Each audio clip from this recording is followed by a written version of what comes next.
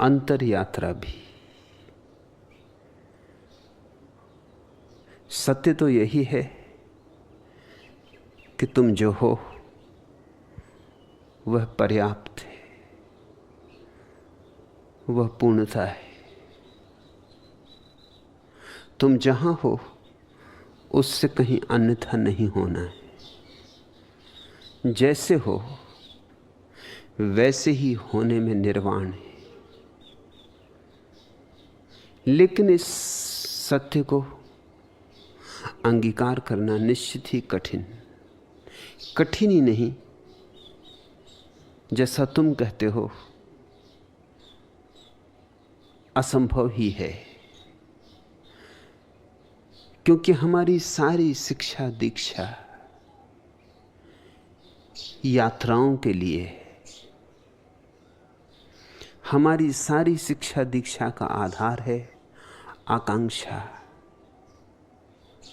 अभिप्सा, कुछ पाने की दौड़। फिर पाने की दौड़ धन की हो या ध्यान की, भेद नहीं पड़ता।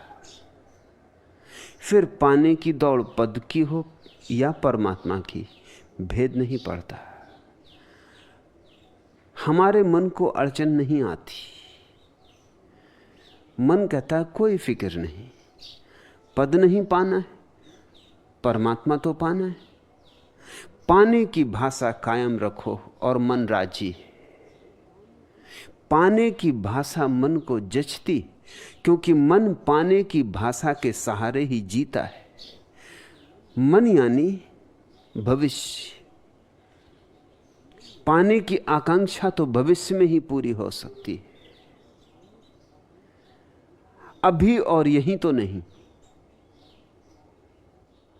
अभी और यहीं तो मन के लिए कोई अवकाश ही नहीं बचता। मन को गति करने के लिए स्थान नहीं बचता।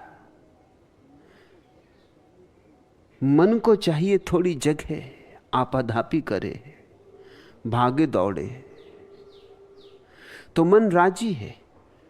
लौकिक लक्ष्य हो तो, अलौकिक लक्ष्य हो तो मन राजी है। तुम कुछ पाने के लिए दौड़ते रहो।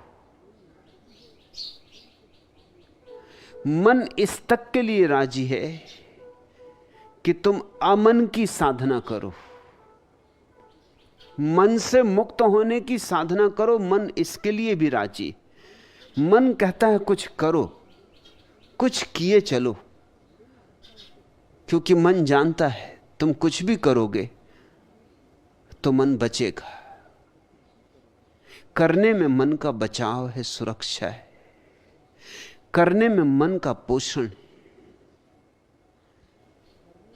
इसलिए मैं भी, तुम जब शुरू मेरे पास आते हो तो अनिवार्य रूपेण मुझे तुम्हारी भाषा बोलनी पड़ती। तुमसे मैं कहता हूं पाना है परमात्मा, पाना है आनंद, पाना है मोक्ष निर्वाण। मगर सच पूछो तो वह केवल तुम्हें टिकाए रखने का उपाय है। वह ऐसा है जैसे कांटे पर आटा लगा देते मछली को पकड़ रखने को। मछली कांटा तो न ले लेगी, आटे को ले जाएगी। आटे के साथ कांटा भी भीतर पहुंच जाएगा, और कांटा भीतर पहुंच गया तो मछली फंसी। तुम्हारे मन को जरूरत है आटे की, तो सच्चिदानंद की बात करनी होती,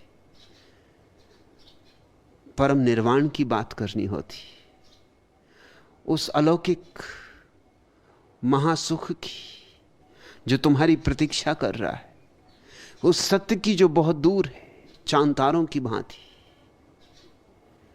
और तुम्हारा मन राजी हो जाता है। तुम्हारा मन कहता है चलेंगे, इस यात्रा को करेंगे। तुम्हारा मन इस चुनौती को स्वीकार कर लेता है। वस्तुतः धन पाने वाला, पद पाने वाला इतना ज्यादा मन को राजी नहीं कर पाता, क्योंकि मन चारों तरफ तो देखता है, बहुतों को पद मिल गया, क्या खाक मिला, और बहुतों ने धन पा लिया है, पाया क्या है? आखिर मन अंधा तो नहीं है, चारों तरफ लोगों के जीवन को देखता तो है। इसलिए जब तुम कहते हो धन पाना है, तो मन को वैसी चुनौती नहीं मिलती, क्योंकि चारों तरफ जिनके पास धन है उनको देख के ही मन स्वयं ही अधमरी हालत में हो जाता है, पाके भी क्या करेंगे। लेकिन जब तुम कहते हो ध्यान पाना है, तो मन खड़ा हो जाता है, मन में बल आ जाता है, मन में फिर एक ज्योति जगमगा उठती, मन फिर एक अभियान से भर जाता है। मन कहता हां, अब कुछ करने जैसी बात मिली, कोई साधारण बात भी नहीं, मैं कोई साधारण आदमी थोड़ी हूं, असाधारण हूं, मैं कोई सांसारिक थोड़ी हूं, धार्मिक हूं। ये सांसारिक लोग तो क्षुद्र चीजों में उलझे हुए हैं, ये क्षुद्र चीजें तो मृत्यु इनसे छीन लेगी। मैं तो पाऊंगा विराट को, मैं तो पाऊंगा शाश्वत को, सनातन को, जिसे मृत्यु भी न छीन पाएगी। गौर से देखना, ये लोभ का बड़ा रूप है, बड़ा सूक्ष्म। तुम्हारे साधु सन्यासी तुम्हें समझाते कि क्या उलझे हो क्षुद्र में, अरे शाश्वत को खोजो, जिसको न चोर चुरा सकते, न डांको लूट सकते, न मृत्यु छीन सकती, आग जिसे जलाती नहीं, ना हम दहति पावका, शस्त्र जिसे छेद नहीं सकते, नैनम छिदंती शस्त्राणी, कुछ ऐसा खोजो। और तुम सोचते हो कि बड़े अध्यात्म की बात हो रही, और मन तत्पर हो जाता है, मन इस चुनौती को स्वीकार कर लेता। जितना ऊंचा शिखर हो मन को उतना ही आकर्षक लगता है, जितना दूर का हो उतना आकर्षक लगता है, क्योंकि काश पहुंच पाऊं तो मैं अद्वितीय हो जाऊंगा। क्या मजा है धन पा लेने में, मजा है तो बुद्ध होने में, क्या मजा है पद पा लेने में, मजा है तो जिन होने में, क्या मजा है कि चार लोगों ने तुम्हें जाना और फिर मौत आई और सब यूं मिट गया जैसे पानी पे खींची लकीरें मिट जाती। मजा है तो कृष्ण होने में, क्राइस्ट होने में, सदियों सदियों तक गूंजते रहते नाम, युगों युगों तक पूजा चढ़ेगी, नैवेद्य चढ़ेगा, फूल चरणों पर गिरेंगे। जरा गौर से देखना, मन बड़ा चालबाज है। मन कहता है यह बात करने जैसी, इसलिए आध्यात्मिक यात्रा की बात मन को जज जाती। मैं भी तुमसे आध्यात्मिक यात्रा की बात करता हूं, मगर मेरे हिसाब में वो सिर्फ आटा है। अजित सरस्वती, एक बार तुम फंस गए, फिर असली बात कहनी ही होगी, और असली बात कठिनाई में डालेगी। असली बात बड़े द्वंद्व से भर देगी। आज नहीं कल, जब मैं देखूंगा अब तुम उस जगह आ गए जहां असली बात कही जा सकती है, फिर भी तुम लौट ना सकोगे।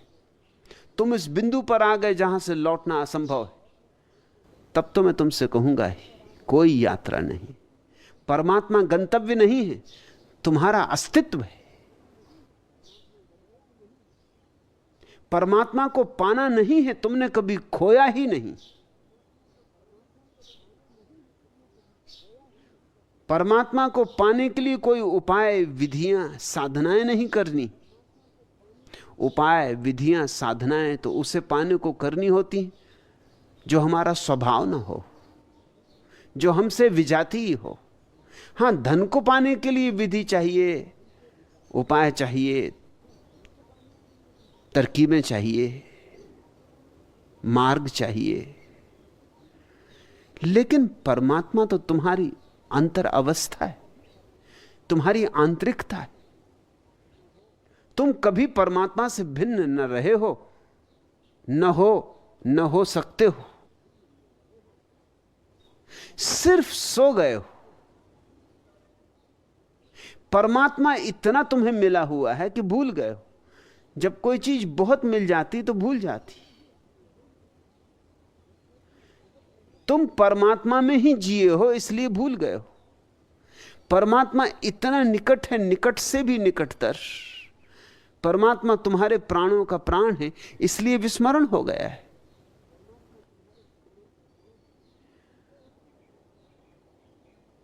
परमात्मा को इसलिए नहीं भूल गए हो कि परमात्मा बहुत दूर है। परमात्मा को इसलिए भूल गए हो क्योंकि परमात्मा दूर नहीं। दूर के तारे तो दिखाई पड़ते रहते।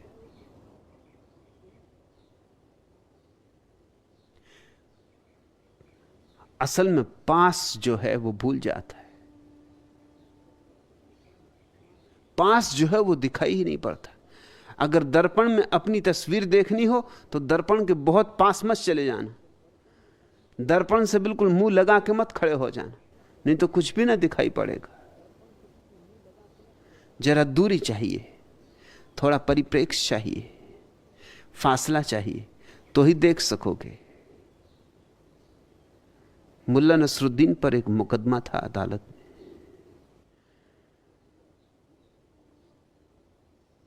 उससे पूछा गया कि यह हत्या हुई, उस समय तुम कितनी दूर थे? उसने कहा 17 फीट 9.5 इंच। मजिस्ट्रेट भी चौंका, पूरी अदालत भी चौंकी। मजिस्ट्रेट ने कहा ऐसा मालूम होता है कि तुम्हें पहले से पता था कि हत्या होने वाली? क्या नाप के खड़े हुए थे? जिंदगी हो गई मुझे अदालत चलाते, ऐसा कोई उत्तर देने वाला नहीं मिला कि 9.5 इंच। इंच इंच का हिसाब रखो। और अंधेरी रात थी और वहां कोई ज्योति भी नहीं थी, कोई लालटेन भी नहीं थी। अंधेरी रात में तुम्हें साफ साफ दिखाई पड़ गया, इतना साफ कि तुम इंच इंच का हिसाब रखे हो। तुम्हें कितने दूर तक अंधेरे में दिखाई पड़ता है?